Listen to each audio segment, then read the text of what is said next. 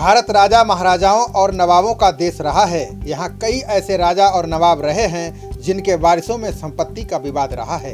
इन विवादों का कारण आलीशान महल, हीरे जवाहरात और अन्य संपत्तियों पर स्पष्ट वसीयत न होना है। ऐसे में संपत्ति के कई हकदार पैदा हो जाते हैं।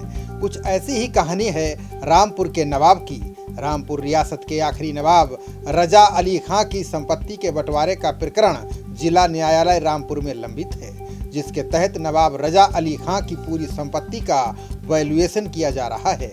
इस संपत्ति का बंटवारा नवाब खानदान के 16 वारिसों में होना है। बता दें कि नवाब की चल अचल संपत्ति में बहुत से एंटीक बेशकीमती चीजें शामिल हैं। इसमें सोना चांदी जड़ित हथियार पिछले दिनों निकाले गए थे।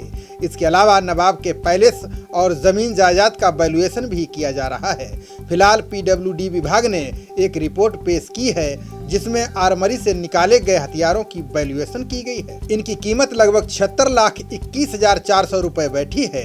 इस वैल्यूएशन से नाखुश पूरे नवाब खानदान में असंतोष है। नवाब खानदान के वारिस नवाब काजिम अली खां ने वैल्यूएशन से नाखुश होकर कोर्ट में वैल्यूएशन के लिए पुनः अपील करने की बात कही है।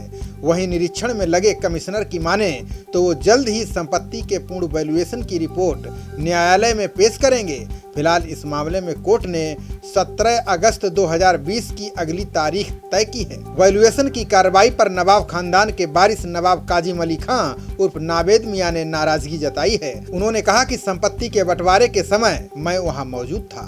उन्होंने कहा कि तलवारों, राइफल्स, माउजर और रिवाल्वरों की वैल्यू बेहद कम लगाई गई है। ऐसा है, मैं वहाँ मौजूद था जब उसका निरीक्षण हो रहा था। इंस्पेक्शन जब हुआ था वेपन्स का, उसमें पुलिस के अधिकारी भी थे और प्रशासन के अधिकारी भी थे और मेरे ख्याल से कुछ वेपन्स गन हाउस के लोग भी थे, और हम लोग सब थे। तो जो क्वांटिटी थी वेपन्स की, और ख़ास तौर से जिस पीरियड के वो हैं, उनमें कई ट्रंक तो तलवारों के ही निकले। उसमें वेपन्स अलग अलग तरीके के थे। राइफल्स थी और माउजर्स थी, कोल्ट थी, कई रिवॉल्वर्स थी, इतने सारे थे। तो जो इन्होंने जो वैल्यू लगाई है, मेरे हिसाब से तो टोटली अंडर वैल्यूड है।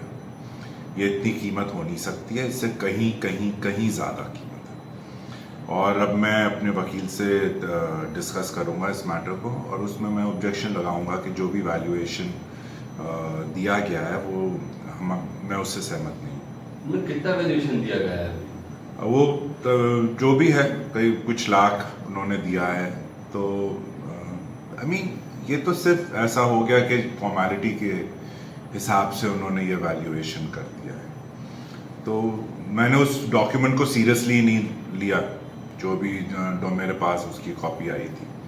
मैं समझता हूँ कि वो सही नहीं है, और हम प्रॉपर वैल्यूएटर लाएंगे जो इसको ख़ास तौर से, जैसे उन्होंने बिल्डिंग का कह दिया है कि इसकी शून्य है।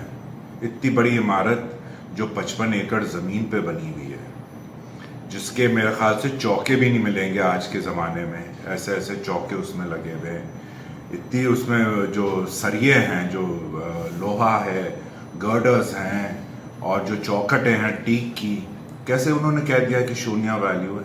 नावेद मियां ने कहा कि पीडब्ल्यूडी विभाग वैल्यूएशन करने में सक्षम नहीं है। बाबू लोग वही करते हैं जो किताब में लिखा हुआ है। इन हथियारों की कीमत का आकलन गाड़ी के इंश्योरेंस की तरह नहीं हो सकता। इतनी बड़ी बिल्डिंग शून्य में उनको कोई दे देगा?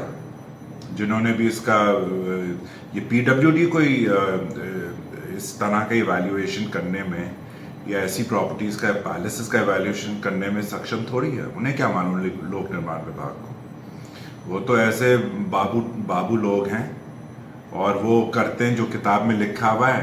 कितने साल की है तो इतना घाटा होगा, इतने साल की उतना कम होगा। जैसे गाड़ी का इंश्योरेंस कम होता है हर साल, उन्होंने बिल्डिंग की भी ऐसी वैल्यू लगा दी। ये कोई सही बात थोड़ी है। तो मैं उससे, हम लोग, हमारे तो जितने भी पार्टीज हैं इस सूट में, सब इसका विरोध कर रहे हैं, क्योंकि हो ही नहीं सकता कि पहले हम तो, पहले जब हमें पता चला आज अखबार के समाचार पत्र के माध्यम से, मुझे तो हंसी आ रही थी कि इतने ऐसे जो सरकारी अधिकारी हैं पीडब्ल्यूडी के, वो ऐसे बेवकूफ़ी का स्टेटमेंट दे रहे हैं कि उसकी वैल्यू शून्य है। तो मैं इनमें से किसी भी, जो भी उन्होंने आंकड़े लगाए हैं, चाहे वेपन्स के हो, चाहे बिल्डिंग के हो, और चाहे और जितनी चीज़ों के हो, मैं उससे बिल्कुल उस पर मैं ऑब्जेक्शन करूँगा, क्योंकि ये बिल्कुल गलत फिगर्स हैं, सही नहीं है। कोर्ट पे जाएंगे आप? हाँ, कोर्ट पे करेंगे, डिस्ट्रिक्ट जज के सामने ही जाएगा ऑब्जेक्शन, वही एग्जीक्यूट कर रही हैं सुप्रीम कोर्ट के ऑर्डर को। तो जो भी होगा हम वकील के माध्यम से हम उनको लिखित रूप में देंगे। तो ये आपके हिसाब से कितने केस की वैल्यूएशन होनी चाहिए? मैं नहीं, मैं खुद एक्सपर्ट हूँ। मैंने ये सारी चीज़ें देखी हैं और ये पीडब्ल्यूडी के अधिकारी, इनसे ज़्यादा नॉलेज तो मुझे है, लेकिन मैं खुद अपने आप को नहीं समझता हूँ कि मैं एग्जैक्ट उसकी वैल्यू दे सकता हूँ। उससे तो टेक्निकल लोग होते हैं जो इवैल्यूएट करते हैं इन चीज़ों को। ये सारे एंटीक्स हैं, एंटीक्स को तो प्रॉपर, जैसे ये ऑक्शन हाउसेस हुए या और जो लोग इस चीज़ को जिन पर टेक्निकल नॉलेज होती है वैल्यू करने की, वो लोग करते हैं, मैं नहीं कर सकता हूँ। तो ये लोग पीडब्ल्यूडी के लोग बाबू कर लेंगे क्या वैल्यू? सरकारी वकील सौरभ सक्सेना ने बताया कि नवाब रामपुर की संपत्ति के बंटवारे का प्रकरण जिला अदालत में लंबित है, जिसमें मुझे व मुजम्मिल साहब को चल संपत्ति के लिए कमिश्नर नियुक्त किया गया है। हमें कुछ हथियार प्राप्त हुए हैं जिनका वैल्यूएशन कराया गया है। अभी और चल संपत्ति बाकी है जिसके मूल्यांकन पर काम चल रहा है। बहुत बड़ी संपत्ति होने के कारण इसमें समय भी काफी चाहिए था। अभी और समय लगने की संभावना है। जल्द हम मूल्यांकन पूर्ण कर रिपोर्ट न्यायालय में दाखिल कर देंगे। न्यायालय इस मामले में 17 अगस्त को अगली सुनवाई करेगी।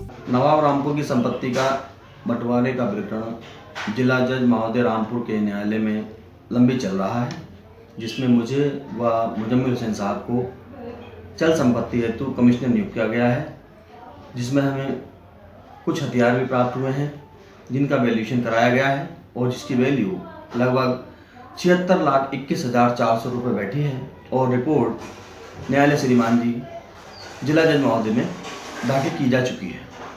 अभी और चल संपत्ति बाकी है जिसका मूल्यांकन का कार्यक्रम चल रहा है और बहुत बड़ी संपत्ति होने के कारण इसमें समय भी काफ़ी चाहिए था और अभी समय लगने की संभावना है। मूल्यांकन कार्रवाई चल रही है।